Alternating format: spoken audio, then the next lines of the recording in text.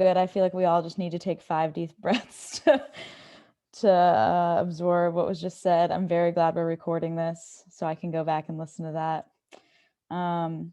Just for time's sake, I'm gonna jump right into our question for Connor, and this should be a fun one, which is, how does being a Christian leftist affect the way you see violence as a tool among tools for liberation? And maybe what would you say to people who see pacifism as a default for Christians? And that's a lot, so have fun. Yeah. Yeah, well, I'm so grateful to be a part of this community just now, like already, like hearing Michelle talk about that, just the time we've spent, just amazing. Like this is dope. We should be doing this. And I'm also glad to be talking about this question because I have some shots to get off. Like Casey and I took his class with this guy. I don't even remember his name. He was awful. It was this class about like mass incarceration and like care and like pastoral care. And this guy like talked like his only thing was like Gandhi, how cool Gandhi was and how we should all imitate Gandhi. I was like losing my mind. Ended up just like leaving the class. So I have some things, yeah, I would like to say to pacifists, some ideas about this. Um, so for me, and I think, if you're here, for lots of folks here, the Christian story demands that we commit to the struggle for liberation, right? Jesus demands love and makes clear that love is liberation. Like when he inaugurates his ministry, he gives his thesis statement for his work. When he cites Isaiah and Luke, he declares that he's here to love through liberation. And so we're supposed to imitate that, right? We take up that work. We're asked to care for the poor and oppressed like we would Christ, right? We're told to feed Christ's sheep, etc. And it's kind of like what Cornel West says: justice is what love looks like in public. So if I'm to love my neighbor, I have to work for their liberation.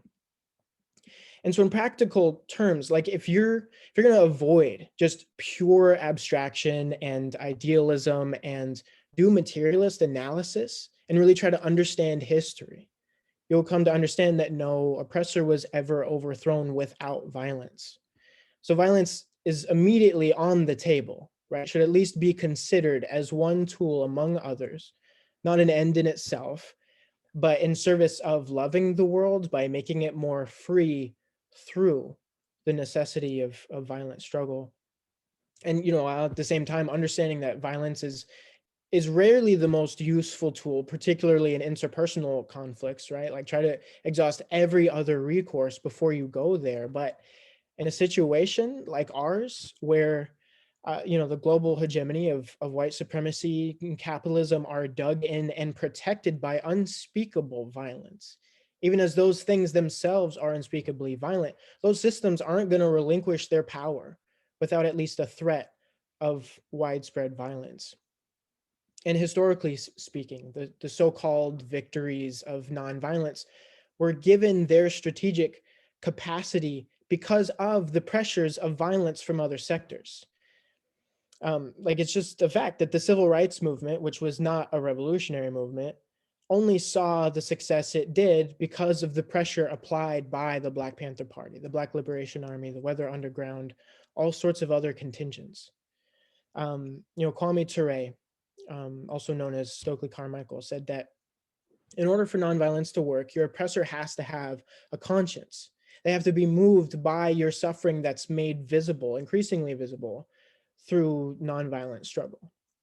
But the thing is, right, the powers that are doing this violence know exactly how violent they are and have never been and never will be moved by this knowledge that they already have, right? That's just a non-starter. So what you're actually doing by idealizing nonviolence is asking people to subject themselves to violence without any real practical material hopes that it will end that violence.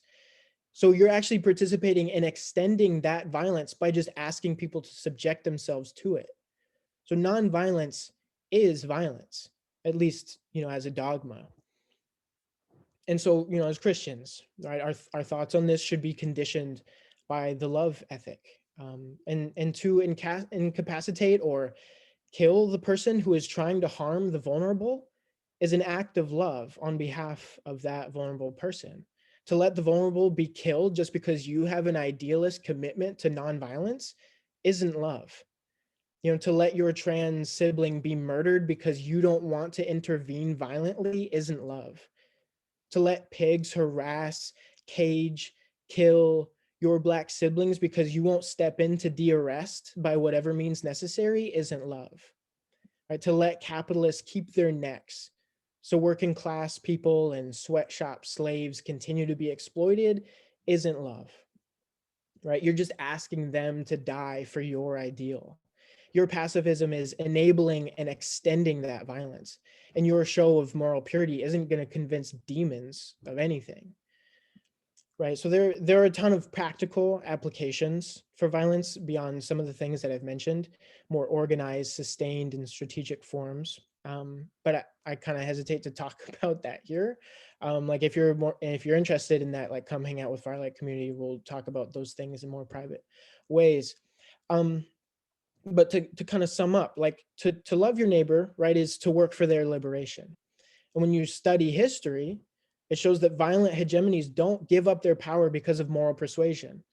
And the moral persuasion of nonviolence is actually just asking vulnerable people to be brutalized and killed with no real hope of victory. Violence, on the other hand, actually gets shit done. It shouldn't, I don't think it should be the first, definitely not the only tool. But if the moment demands it, it has to be on the table, right? So try to be as critical, strategic, and communal in application as possible, right? Don't be a vigilante, be a part of an organization that has an analysis, a plan, and can keep you accountable. Um, and I think that one of the things that's toughest for folks on this question is just that Jesus seems to be such a nonviolent figure, right? So like, how do we account for Jesus' apparent commitment to nonviolence? Like he tells disciples at one point to carry swords, right? But then he gets mad when they use them. So like, where is he coming from, and how do we figure Jesus within, a violent ethic? Um, the first thing is, we could just consider that Jesus is a strategist, right? That nonviolence was simply the method he chose to accomplish his ends, right? Not some sort of universal and eternal principle we all have to commit to everywhere in every material condition. And even with that selection of tactic, he's kind of ambivalent, right? Like he says to take up the sword, gets mad when they use the sword. He brings a whip into the temple, but then also says turn the other cheek. So he kind of goes back and forth a little bit. It could just be that in whatever way he conceptualized his work, he hoped that nonviolence would get him his goal. And if his goal was just to die, the nonviolence certainly accomplished that, right? Nonviolence accomplishes that. If you just want to die, nonviolence is a good way to do that. But if you want to be free, um, violence is going to have to play a role. The second thing is, if Jesus did come to liberate the captive and the prisoner and all that, his nonviolence wasn't successful, right? And that's something I've been struggling with lately. Like none of what he promised happened. The fact that he proclaims the liberation of the prisoner and then dies next to two prisoners that he didn't free is, I think, a condemnation of his strategy. He should have called down those angels. So another lesson is perhaps that Jesus' quasi nonviolent experiment was a failure. It makes sense, I think, within a biblical narrative to see this, right? God tries so many things to get humans back on track, from the garden to the flood, to the law, to the exile, to the coming of Christ, all trying to get humans to figure it out, without success, of course. And perhaps Jesus' failure to accomplish what he set out to do is just another chapter in that story, the chapter about the failure of nonviolence. You could take a book like Revelation, perhaps as a prefiguration of the next attempt, one in which empire is actually destroyed by someone wielding a sword with a, robe dipped in blood. Tons more to say, so I'm just gonna stop there, and people can ask questions if they like. Thank you, Connor. Thank you, Michelle. Thank you, Casey. These seriously you've given us such wonderful things to think about. Truly, I'm going to have to listen to this conversation again. But for the last few minutes, we wanted to open it up for people that came. If you wanted to put questions